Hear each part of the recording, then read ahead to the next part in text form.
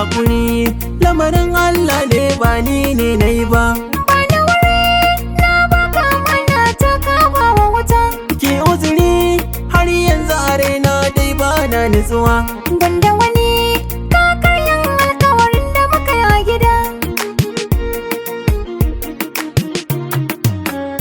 Yadda ya so kuma ga lamarin Allah shi yadda ya so.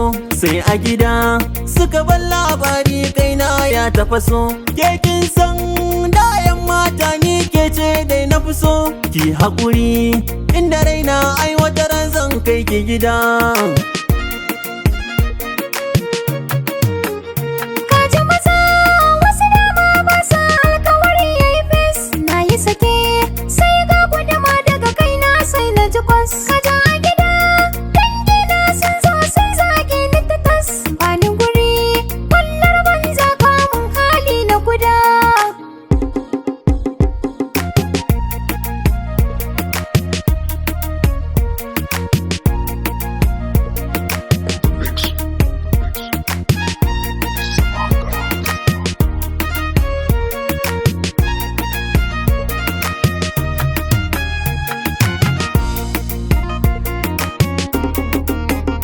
Baby na A azancen da ne gara kai wa wata.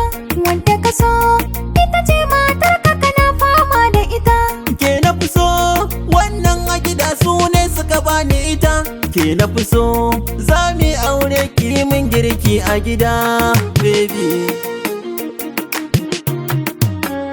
Ban yi zato za ka yi haka nan ba kana maganar haƙuri. Wannan lamari daga Allah ya zo ke dai ki uzuri.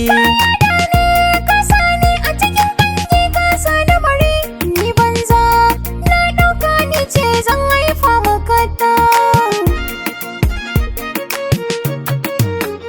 Ki uzuri a gidan ma na mana aure ne na jini. Amma dai sai an ce je ka gurin wancan ka gani.